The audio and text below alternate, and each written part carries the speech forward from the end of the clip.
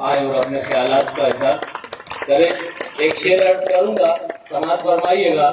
مشکلوں سے بھاگ جانا آسان ہوتا ہے، ہر پہلو زندگی کا امتحان ہوتا ہے. ڈرنے والوں کو ملتا نہیں کچھ زندگی میں، لڑنے والوں کے قدموں میں جہاں ہوتا ہے. جناب عارف حضور صاحب. شکریہ. السلام علیکم. عزت مآب ہم سب کے بڑے محترم جناب عزیز قریشی صاحب، دارالعلوم توجہ علی مسجد کے ہمارے ذمہ دار، ہمارے بڑے جمعیت کے صدر محمد احمد صاحب، بھوپال شہر کے بہت سینئر کانگریس کے لیڈر اور ہمارے بڑے بھائی جناب سید ساجد علی صاحب، اس پروگرام کو منعقد کرنے والے اور بہت ذمہ داری کے ساتھ اپنے کردار کو نبھانے والے جناب محسن میاں، نائب قاضی شہر بھوپال علی قدر صاحب، دیپ چند بھائی، بھوپین گپتا جی، شاعر صاحب، نوجوان ساتھیوں اور دوستوں. کہ پانی بھی آ رہا ہے اور وقت بھی ہو گیا ہے. میں سمجھتا ہوں میرا وقت میں عزیز بھائی کو، رحمت بھائی کو زیادہ ہے، بھائی جی بولے نہیں ان کو زیادہ دے دوں گا، کیونکہ میں تو اکثر آپ لوگوں سے گفتگو کرتا ہی رہتا ہوں. عزیز بھائی میں تو کرتا رہتا ہوں بھائی نا، لیکن مجھے ایک چیز کی خوشی ہوئی آج کہ اللہ کا شکر ادا کرنا چاہیے کہ میں نے جنگ آزادی پہ لگاتار 11 سال سے علماء اکرام کے نام کی ایک تحریک چلا رہے، اور جب نفرت کا ماحول اور تعصب کا ماحول 11 سال پہلے محسوس کیا تو یہ لگا کہ جس طرح سے اتہاس مٹا دیا تو یہ ہمارے مجاہد آزادی کے مسلمان بہت ہو جائیں گے، لیکن مسلمان مجاہد آزادی چھوڑو ہمارے علماء کے ہی نام غائب ہیں. تو میں نے اسی لیے ان بچوں کو نام یاد کرائے تھے. تو ساحد بھائی جو آپ پڑھ رہے تھے تو مجھے لگ رہا تھا کہ ساحد بھائی آپ دیکھ کے پڑھ رہا اور الحمدللہ آپ ایک پروگرام میں شامل ہوتے تو ایک بچے نے، عزیز بھائی ایک بچے نے 95 علماء اکرام کے نام بدوارہ چوراہے پہ ایک بچی نے پڑھے تھے علماء اکرام 95. اور میری مہم کا حصہ ہی وہ تھا کہ نفرت پھیلانے والوں تم طاقت سے پھیلا لو.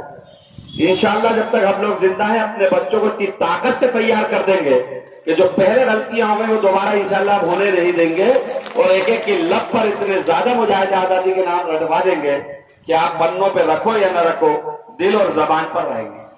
بہت بات علی قدر صاحب بڑی سنجیدگی سے کر رہے تھے اور مجھے امید ہے کہ احمد میاں صاحب بھی ضرور کریں گے، کیونکہ آج موجودہ حالات اس پر تو سب نے بول لیا، لیکن اب جو وقت ہے سب نے بلڈوزر کی بھی بات کر لی، ہم ظلم کی بھی بات کرتے ہیں.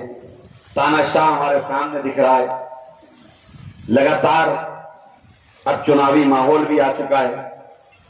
تو اس سے یہ مقصد نہیں ہوتا کہ ہم حالات کے اوپر بھی بات نہ کریں، کیونکہ ہمارا تو جمعہ کا خطبہ ہی اس بات پہ تھا کہ وہ خطبہ جب اللہ کے رسول دیتے تھے تو حالات حاضرہ پر بھی دیتے. جمعہ کا مقصد ہی یہی تھا کہ جو حالات آ جاتے تھے اس پہ رہبری کیسے ہو.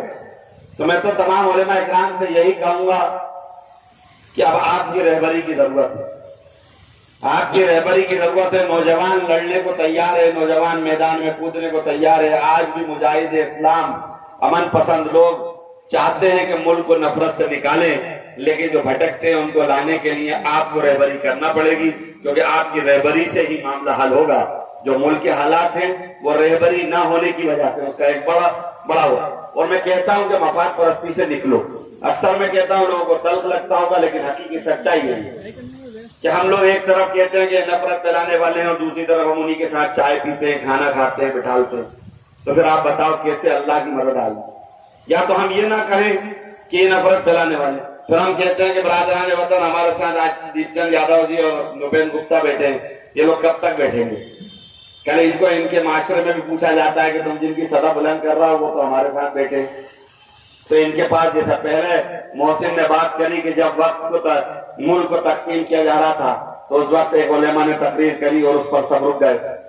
ہمیں تو آزادی تھی اس وقت، ہم لوگ سب کچھ کر سکتے تھے، لیکن ہم نے اس ملک کو چنا.